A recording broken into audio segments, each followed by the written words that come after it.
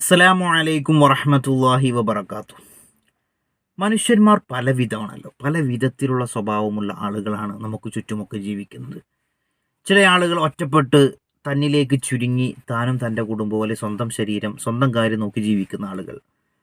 മറ്റു ചില സാമൂഹ്യ പ്രവർത്തകരെന്നൊക്കെ നമ്മൾ പറയാറുള്ള ജനങ്ങൾക്കിടയിൽ ഇറങ്ങി ജീവിക്കുന്ന ആളുകൾ. മറ്റു ചിലർ മറ്റുള്ളവരുടെ കാര്യങ്ങളിൽ കൂടുതൽ തൽപരരാകുന്ന ആളുകൾ. ഈ രീതിയിൽ പല ജാതി സ്വഭാവമുള്ള ആളുകളാണ് നമുക്കൊക്കെ ഇടയിലുള്ളത്. ഏത് സ്വഭാവത്തിനുടമയാണ് ഏറ്റവും നല്ലതെന്ന് ഹബീബാ റസൂലിൻ്റെ അധ്യാപന പ്രകാരം ആരായിരിക്കും ഏറ്റവും നല്ല ആൾ? നിങ്ങളൊന്ന് ഗസ് ചെയ്ത് നോക്കുക. നമുക്കിടയിലൊക്കെ ഇടപഴകി ജീവിക്കുന്ന ഒരാളാണോ, അതല്ല ഏകാന്തമായി ജീവിക്കുന്ന ഒരാളാണോ? ഹബീബാ റസൂലിൻ്റെ ഒരു ഹദീസ് നമുക്ക് കാണാൻ കഴിയും. അൽ മുഅ്മിനുല്ലദി യുഖാലിതുന്നാസ വയസ്ബിറു അലാ അദാഹു. ഒരു വിശ്വാസി എന്താണ് അവൻ്റെ പ്രത്യേകത? അവൻ ജനങ്ങളുമായി കൂടിക്കലർന്ന് ജീവിക്കും. വയസ്ബിറു അല അദാഹും. സ്വാഭാവികമായി ജനങ്ങളോട് ഇടപെട്ട് ജീവിക്കുന്ന സമയത്ത് പല രീതിയിലുള്ള കുത്തുവാക്കുകൾ, പൊയ്വാക്കുകൾ, പല രീതിയിലുള്ള ബുദ്ധിമുട്ടുകൾ ജനങ്ങളിൽ നിന്ന് അനുഭവിക്കേണ്ടി വരും. പ്രത്യേകിച്ച് നമ്മുടെ ഈ പൊതുമേഖല, ഇപ്പോൾ മഹല്ല് തലത്തിലായിക്കൊള്ളട്ടെ അല്ലെങ്കിൽ കമ്മിറ്റികളിലായിക്കൊള്ളട്ടെ, ഈ രീതിയിലൊക്കെ പ്രവർത്തിക്കുന്ന ആളുകൾ മനസ്സിലാക്കേണ്ട ഒരു പ്രധാനപ്പെട്ട കാര്യമാണ്. നമ്മൾ ഈ മേഖലയിലേക്ക് ഇറങ്ങുന്ന സമയത്ത് ഇതൊക്കെ പ്രതീക്ഷിച്ചുകൊണ്ട് വേണം നമ്മൾ ഇറങ്ങാൻ. പല ആളുകൾക്കും അത് ഉൾക്കൊള്ളാൻ കഴിയൂല. ഒരു കുറ്റം പറയുമ്പോഴേക്ക്, ആളുകൾ എന്തെങ്കിലുമൊക്കെ വിമർശിക്കുമ്പോഴേക്ക് അതിലിങ്ങോട്ട് മനസ്സ് തളർന്ന് പിന്നെ ഈ മേഖലയോടൊന്നൊരു താല്പര്യമില്ലാതാകുന്ന രീതിയിലൊക്കെ പല ആളുകളെ നമ്മൾ കാണാറുണ്ട്. നമ്മൾ മനസ്സിലാക്കേണ്ടത്, നമ്മൾ ജനങ്ങൾക്കിടയിൽ ഇടപഴകി നമ്മൾ ജീവിക്കുന്ന സമയത്ത് അവർക്ക് ഇഷ്ടമില്ലാത്ത പല നടപടികൾ നമുക്ക് കൈക്കൊള്ളേണ്ടി വരും.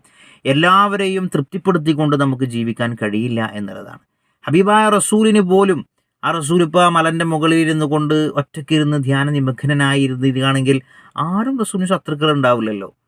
ഇന്നും റസൂലിനെ അധ്യാപനങ്ങളെ പരിഹസിക്കുകയും അതിന് കുത്തുവാക്കുകളെ കൊണ്ട് പറയാനും നോവിക്കാനൊക്കെ പെടാപ്പാടുപെടുന്ന ആളുകൾ കാലങ്ങളായി തുടരുകയാണ്. അത് ആ തുടരുന്ന ആളുകൾ വിസ്മൃതിയിലാണ്ടു എന്നല്ലാതെ ഈ അധ്യാപനങ്ങൾ ഇന്നും 1500 വർഷങ്ങൾക്ക് ശേഷവും നിലനിൽക്കുന്നു എന്നുള്ളതാണ് യാഥാർത്ഥ്യം.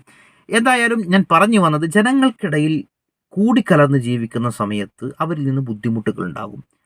ആ ബുദ്ധിമുട്ടുകളുടെ മേൽ ക്ഷമിക്കാൻ ഒരാൾക്ക് കഴിഞ്ഞാൽ, അങ്ങനത്തെ ഒരാൾ, അതായത് റസൂലുള്ളാഹി പറയാണ്, ആദ്യത്തെ ആളാണ് ഒരു വിശ്വാസി. അവനാണ് ജനങ്ങൾക്കിടയിൽ കൂടിക്കലർന്ന് ജീവിക്കും, അവരുടെ ബുദ്ധിമുട്ടുകളെ അവൻ സഹിക്കും. ഇനി വേറൊരാൾ, അയാൾ എങ്ങനെയാണ്? ലാ യുഖാലിതുന്നാസ, ജനങ്ങളുമായിട്ട് കൂടിക്കലർന്ന അയാൾക്ക് ജീവിക്കൊന്നുമില്ല. വലാ യുസ്ബിറു അലാ അദാഹും, അതുകൊണ്ട് തന്നെ അവർക്ക് നിന്ന് എന്തെങ്കിലുമൊക്കെ ബുദ്ധിമുട്ടുകൾ ഉണ്ടായാൽ അതിൻ്റെ മേൽ ക്ഷമിക്കുകയും ചെയ്യൂല. ഇത്തരത്തിലുള്ള ആളുകളേക്കാൾ നല്ലവരാണ് ഞാൻ ആദ്യം പറഞ്ഞ ജനങ്ങൾക്കിടയിൽ ഇടകലർന്ന് ജീവിക്കുകയും അവരിൽ നിന്നുണ്ടാകുന്ന പ്രയാസങ്ങൾ ക്ഷമിക്കാനും കഴിയുന്ന ആ ഒരു മാനസികാവസ്ഥയിലേക്ക് ഉയർന്നു വന്ന ഒരാളെ സംബന്ധിച്ചിടത്തോളം അവരാണ് ഖൈറായ മുഅ്മിൻ എന്ന് ഹബീബായ റസൂലുള്ളാഹി പറയാണ്. ഇസ്ലാമിൻ്റെ അധ്യാപനങ്ങളൊക്കെ നമ്മളിങ്ങനെ എടുത്ത് പരിശോധിച്ച് നോക്കിയാൽ ഒരിക്കലും ഒറ്റക്കൊരു ജീവിതമല്ല പരിശുദ്ധ ഇസ്ലാമിൻ്റെ കാഴ്ചപ്പാടെന്ന് പറയുന്നത്. ഞാനും എൻ്റെ പെണ്ണുങ്ങളും കുട്ടികളും കുടുംബവും ഈ രീതിയിലല്ല കാഴ്ചപ്പാട്. മറിച്ച് നമുക്ക് സമൂഹത്തോട്, ഒരു വിശ്വാസിക്ക് സമൂഹത്തോട് ഉത്തരവാദിത്തമുണ്ട്, തൻ്റെ കുടുംബത്തോട് ഉത്തരവാദിത്തമുണ്ട്, തൻ്റെ ഉമ്മത്തിനോട് ഉത്തരവാദിത്തമുണ്ട്, തൻ്റെ മഹല്ലത്തിനോട് ഉത്തരവാദിത്തമുണ്ട്. അവരിൽ ഒരാളായി ജീവിക്കാനാണ് പരിശുദ്ധ ഖുർആനിൻ്റെ ഹദീസുകളുടെ അധ്യാപനങ്ങൾ അത്രയും. ഏറ്റവും ചുരുങ്ങിയത് നമ്മൾ എളുപ്പത്തിൽ മനസ്സിലാക്കാൻ നോക്കുകയാണെങ്കിൽ, ഒറ്റക്ക് നിസ്കരിക്കുന്നതിനേക്കാൾ 27 ഇരട്ടി പ്രതിഫലമാണ് ജമാഅത്തായി നിസ്കരിക്കുന്നത്. എന്താണ് അതിൻ്റെ സാങ്കത്യം? എന്താണത് നമ്മോട് പറയുന്നത്? ഒറ്റക്ക് നിസ്കരിക്കുമ്പോഴാണ് സ്വാഭാവികമായിട്ടും ആരാധനകൾ കൂടുതൽ നമ്മൾ ചെയ്യേണ്ടി വരിക, അല്ലേ? ഇപ്പോൾ ജമാഅത്തായി നിസ്കരിക്കുകയാണെന്നുണ്ടെങ്കിൽ ഇമാമിൻ്റെ കൂടെ ബേക്കിൽ നിന്ന് കഴിഞ്ഞാൽ, ഇപ്പോൾ നമ്മളെ അടുത്ത് എന്തെങ്കിലും ഫാത്തിഹയിൽ നമുക്ക് എന്തെങ്കിലുമൊക്കെ പോരായ്മകൾ വന്നിട്ടുണ്ടെങ്കിലൊക്കെ അത് ഇമാമ് ചുമന്നോളും, അല്ലേ? അതുപോലെ തന്നെ മസ്ബൂക്കായി വന്നിക്കുകയാണെങ്കിൽ, നമ്മൾ ഫാത്തിഹ ഓതാൻ സമയം കിട്ടിയിട്ടില്ല എങ്കിൽ, റുകൂയിലായിരിക്കുകയാണ് ഞാൻ വന്നത്, അങ്ങനെയാണെങ്കിൽ എൻ്റെ ഫാത്തിഹ ഇമാമ് ചുമന്നോളും. പലപ്പോഴും ഇമാമ് സൂറത്ത് ഓതുന്ന സമയത്ത് നമ്മൾ എന്ത് ചെയ്താൽ മതി? നമ്മൾ ഫാത്തിഹ ഓതി, നമുക്ക് സൂറത്ത് ഓതിയാൻ വരും. നമ്മൾ ഇമാമ് ഫാത്തിഹ ഓതുമ്പോൾ ഫാത്തിഹ ശ്രദ്ധിച്ചിരുന്നാൽ മതി. പണി വളരെ കുറവാണ് ജമാഅത്തായി നിസ്കരിക്കുന്ന സമയത്ത്. പക്ഷേ ഇരട്ടി പ്രതിഫലം ജമാഅത്തായി നിസ്കരിക്കുമ്പോഴാണ്. എന്താണ് അതിൻ്റെയൊക്കെ അധ്യാപനം എന്ന് പറയുന്നത്? ഒറ്റക്ക് നിൽക്കുന്നതിലല്ല ഇസ്ലാമിൻ്റെ, അല്ലെങ്കിൽ ഒരു വിശ്വാസിക്ക് നന്മയുള്ളത്. മറിച്ച് ഒരു സമൂഹത്തിൻ്റെ, ഒരു ജമാഅത്തിൻ്റെ, അല്ലെങ്കിൽ ഒരു സൊസൈറ്റിയുടെ ഭാഗമായി ഇടകലർന്ന് ജീവിക്കുകയും ആളുകളിൽ നിന്ന് കുത്തുവാക്കുകളും പ്രയാസങ്ങളൊക്കെ നേരിടേണ്ടി വരും. ആ നേരിടുന്ന പ്രയാസങ്ങളിലും കുത്തുവാക്കുകളിലുമൊക്കെ സഹിക്കാനും ക്ഷമിക്കാനും അതിലൊക്കെ സഹനം നടിക്കാനുമുള്ള ഒരു മനോഭാവം വളർത്തിയെടുക്കുന്നതിലൂടെയാണ് ഒരാൾ ഖൈറായ മനുഷ്യൻ വളർന്നു വരുന്നതെന്ന് ഹബീബായ റസൂലുള്ളാഹി സ്വല്ലല്ലാഹു അലൈഹി വസല്ലം തങ്ങൾ പറയാണ്.